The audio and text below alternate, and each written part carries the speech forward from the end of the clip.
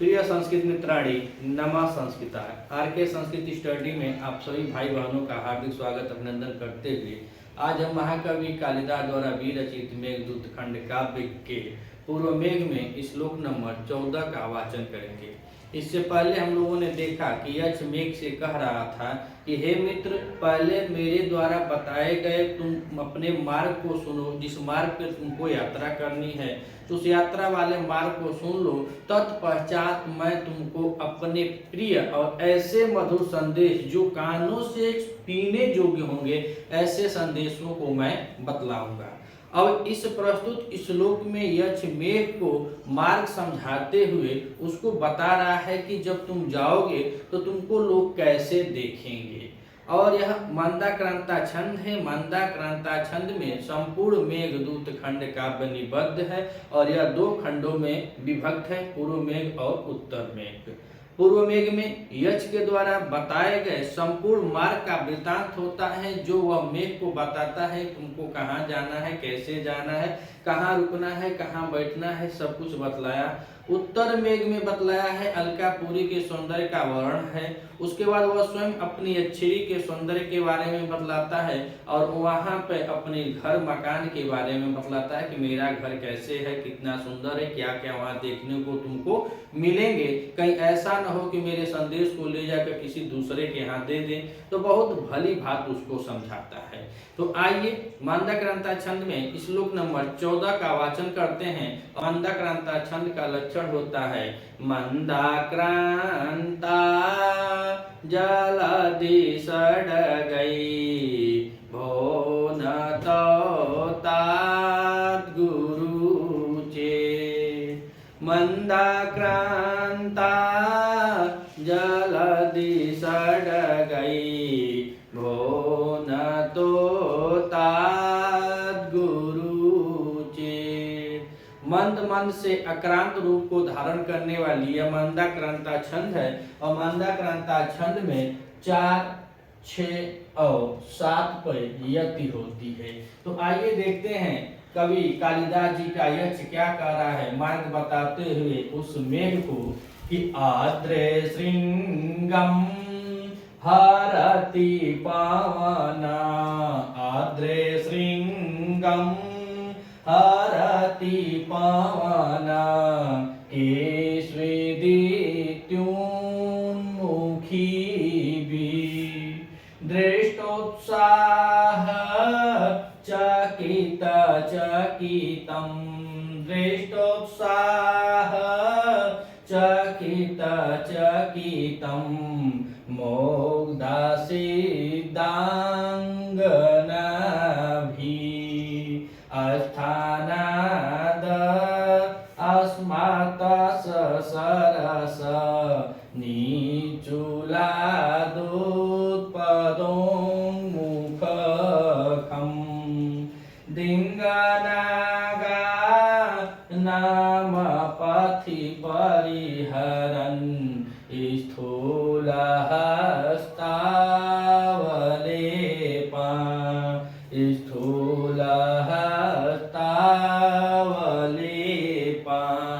अब यक्ष मेघ से कह रहा है कि हे मित्र, जब तुम यहाँ से जाओगे अर्थात रामगिरी पर्वत से जब तुम जाओगे तो मेघ का कलर भी क्या होता है, काला होता है और पर्वत का जो कलर है वह भी काला है। तो जो रामगिरी पर्वत है तो रामगिरी पर्वत से जब मेघ चलेगा तो रामगिरी पर्वत के क्षेत्र में जितने समतल मैदान है वहां पे रहने वाले सिद्धों की पत्नियों के बारे में बतला रहा है। यह सिद्ध जो होते हैं देव योनि के होते हैं। इसमें देव योनि के कुछ योनियां होती हैं जिसमें यक्ष भी आते हैं, किन्नर भी आते हैं, सिद्ध आते हैं और आती है कौन सी गंधर्व योनि आती है, देवताओं की योनियां होती हैं। तो वही कह रहा है यक्ष कि आद्रे श्रृंग हरति पवन, अर्थात जो पवन है तो पवन आद्रे श्रृंग हरति, जैसे वायु लग रहा है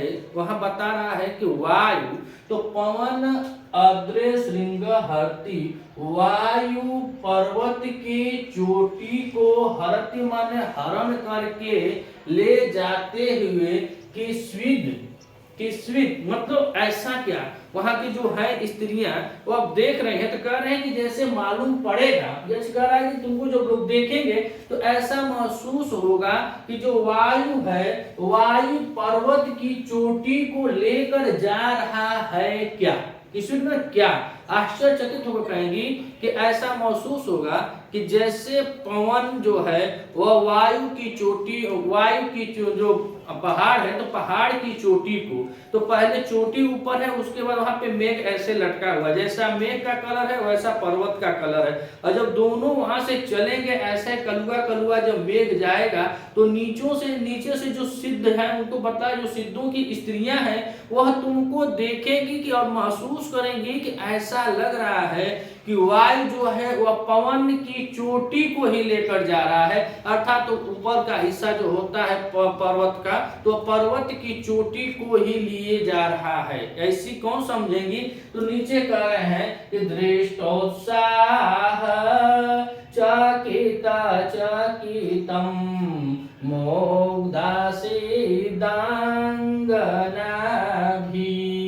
तो पवन पर्वत की चोटी का हरण करते हुए ले जा रहा है क्या, ऐसा कौन सोचेगी। तो इस सोच से करा इति, इस सोच से उन्मुखी भी, अर्थात तो ऊपर की तरफ मुख को करके मुग्धा सिद्धा अंगना भी, जो मुग्धों की भोली भाली स्त्रियां हैं, चकित चकितम बड़े आश्चर्यचकित के साथ उत्साह दृष्टोत्साह उत्साहित होकर के तुमको देखेंगी। जब तुम जाओगे यहाँ से आगे बढ़ोगे तो जैसा तुम्हारा कलर है वैसा ही कलर पर्वत की चोटी का है, और जैसे गुरु तुम आगे जाओगे तो वहां पर ऊपर की तरफ मुख करके जो भोली भाली सिद्धों की अंगनाएं हैं, जो स्त्रियां हैं, जो वनिताएं हैं, वह तुमको चकित चकितम बड़े आश्चर्यचकित के साथ उत्साहित होकर दृष्टों माने तुमको देखेंगी। और दृष्टों में हम देखें तो यह दृश्य धातु है, और दृश्य धातु के साथ कत प्रत्यय लगा हुआ है तो बना है दृष्टो। और हरति को हम देखें तो इसमें हिय धातु है, कौन सी है, हिय धातु है, और हिय धातु उलट लकार प्रथम पुरुष एक वचन की क्रिया लगी हुई है, किसमें, हरति में। हरति मतलब ले जाना, हरण करना या ले जाना। तो ऊपर की दो लाइनों में कवि जी बताए कि यक्ष कह रहा है मेघ से कि पवन या वायु पर्वत की चोटी का जैसे हरण करके ले जा रहा है, ऐसा क्या। यह विचार से, इस विचार से उन्मुखी भी, ऊपर की तरफ मुख करके मुग्धा सिद्धा अंगना भी, मुग्धों की जो सिद्ध हैं उनकी, मुग्धा माने भोली भाली स्त्रियां आश्चर्यचकित होकर उत्साह पूर्वक देखने योग्य गुरु तुम हो जाओगे, कि देखने वाला वह मेघ ऐसा हो जाएगा कि जिसको वनिताएं जो है, सिद्धों की वनिताएं हैं, जो स्त्रियां हैं, वो ऊपर के मुख कर बड़े आश्चर्यचकित के साथ सोचेंगी कि अरे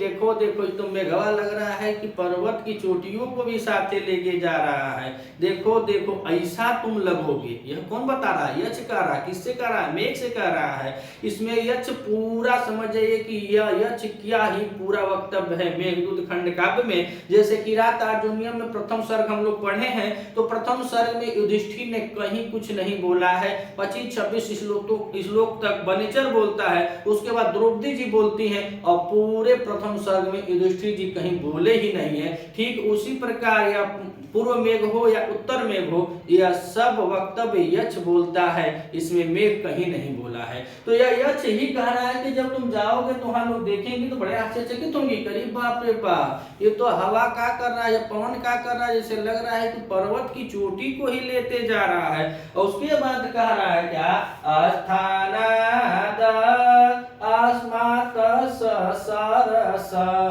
नीचूला उत्पतो मुखखम दिंगानागा नाम पथि परिहरन स्थूल हस्तावलेपान तो ऊपर के दो लाइनों में यह बताया, अब निचली लाइन में हम देखेंगे चौथी लाइन में क्या कह रहा है कि पथी मतलब मार्ग में दिंगनागा नाम, अर्थात जो मार्ग में दिंगनागा नाम है, तो दिंगनागा माने होता है बहुत बड़ी हाथियां। जैसे यहाँ पे बताया जाता है कि जो हाथियां होती हैं, जिस भगवान इंद्र की हाथी हुई ऐरावत वगैरह। पथी माने मार्ग में, दिंग नागा नाम अर्थात जो इतना विशालकाय जो हाथियां हैं, एरावत और जैसे हाथियां हैं भगवान इंद्र की, उन हाथियों के स्थूल हस्तावलेपान अर्थात जो विशालकाय वो हाथियां इतनी विशालकाय हैं तो उनके सूंड भी बहुत विशालकाल होंगे, और विशालकाल सूंडों से बच करके तुम निकलना, परिहर में बच करके निकलना।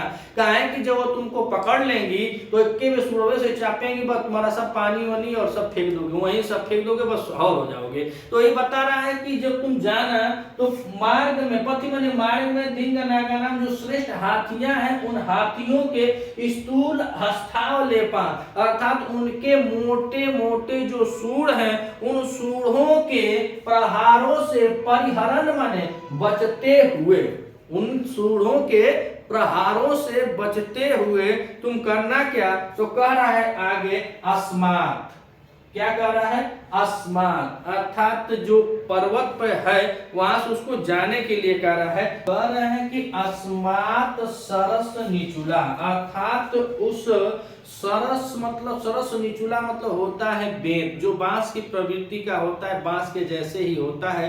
तो कह रहे हैं कि इस रामगिरी पर्वत पे जो बांसों का मतलब ये बेंत जो है, बेंत रूपी जो बांस है, यहाँ से, या तो पुस्तक में यह भी बताया गया है कि महाकवि कालिदास जी का कोई मित्र था जिसका नाम था निचला या निचुला, जो इनके कवि थे कालिदास जी की कविताओं पर अगर कोई कुछ व्यंग करता था तो उसका वह निवारण इत्यादि करते थे, मल्लिनाथ जी बतलाए हैं। तो यहाँ कह रहे हैं कि अस्मात् सरस निचुला अर्थात तो उस जो रामगिरी पर्वत है वहां से सरस निचुला अर्थात बेतों वाले जो बगीचे कहा जाए उस जंगलों से कह रहे हैं क्या, उदंग मुख अर्थात उत्तर की तरफ मुख करके खम उत्पतो आकाश में उड़ जाओ।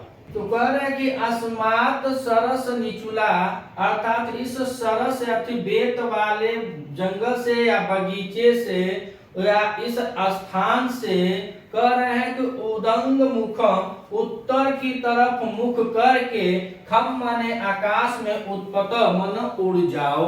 यह कौन कह रहा है? यक्षमेघ से कह रहा है कि हे मित्र, तुम उन दिंगानाग जो हैं पथी में, जो रास्ते में जो आपके जो बड़ी बड़ी विशाल का हाथियां पड़ेंगी, उन हाथियों के बड़े बड़े सूढ़ों से अपना बचाव करके तुम इस सरस निचुला अर्थात इस बेत वाले या उस बेत वाले बता रहे हैं कि उस सरस बेत वाले स्थान से उदंग मुखम उत्तर की तरफ मुख करके खम माने आकाश में उत्पत माने उड़ जाओ। अर्थात तुमको उड़ना है और उड़कर जाना कहाँ है? उत्तर दिशा में जाना है। तो हम परिहरण को देखें तो यहाँ परि उपसर्ग पूर्वक इसमें भी हिय धातु है और हिय धातु के साथ सत्री प्रत्यय किया गया है और प्रथमा का एक वचन लगा हुआ है। क्या प्रथमा का एक वचन लगा हुआ तो बना है परिहरण। आप उद्मुख को देखें तो उदंग मुख की बात करें तो उसमें उत उपसर्ग पूर्वक अंज धातु है, अंज धातु है और इसमें क्वीन प्रत्यय लगा हुआ है। कौन सा प्रत्यय लगा हुआ है? क्वीन प्रत्यय। तो आइए एक बार और देखते हैं यक्षमेघ से क्या कह रहा है कि आद्रे श्रृंगम हरति पावना केश्विदित्योन्मुखी भी दृष्टो साहस चकिता चकितम मोग्धासीदांगना भी। तो कह रहा है कि पवन क्या कर रहा है? पहाड़ के चोटी का हरण करते हुए या उसको ले जाते हुए दिखाई देगा। तो यह कौन बोलेंगी? वो सिद्धों की भोली भाली स्त्रियां बड़े आश्चर्य के साथ कर रहे हैं कि ऐसा लग रहा है कि पवन पर्वत की चोटी को ले जाते हुए या ले जा रहा है क्या? इति इस प्रकार से उन्मुखी भी ऊपर की ओर मुख करके, मुग्धा माने भोली भाली, सिद्धा अंगना भी सिद्धों की जो स्त्रियां हैं, चकित चकितम बड़े आश्चर्यचकित के साथ उत्साहित होकर दृष्टो माने आपको देखेंगी। यक्ष मेघ से कह रहा है कि जब जाओगे तो उस समय बड़े उत्साहित होकर के जो स्त्रियां हैं सिद्धों की वह आपको देखेंगी। और नीचे कहा कि दिंग नागा नाम पथि परिहरण स्थूल हस्तावलेपान, अर्थात मार्ग में दिंगाना बड़े विशाल काय जो हाथियां हैं उनके विशाल हस्तावलेपान, उनके विशाल सूढ़ों से परिहरण माने बच बचा करके, अस्मात उस स्थान से, सरस निचुला जो सरस बेतों वाला जो जंगल है पहाड़ है, स्थानान उस स्थान से, उद्दंग मुखम अर्थात उत्तर की तरफ मुख करके, खम माने आकाश में, उत्पोत माने उड़ जाओ। उड़ने के लिए कह रहा है कि तुम वहां अपने मार्ग में इन हाथियों से बचाव करना। अब गुरु आपको इस स्थान से उड़ जाना चाहिए या आपको प्रस्थान करना चाहिए अलकापुरी जाने के लिए। अगर आप इस चैनल पे नए हैं तो चैनल को सब्सक्राइब कीजिएगा, वीडियो अच्छी लगे तो वीडियो को भी लाइक कीजिएगा। मिलते हैं अगले वीडियो में, तब तक के लिए नमः संस्कृताय।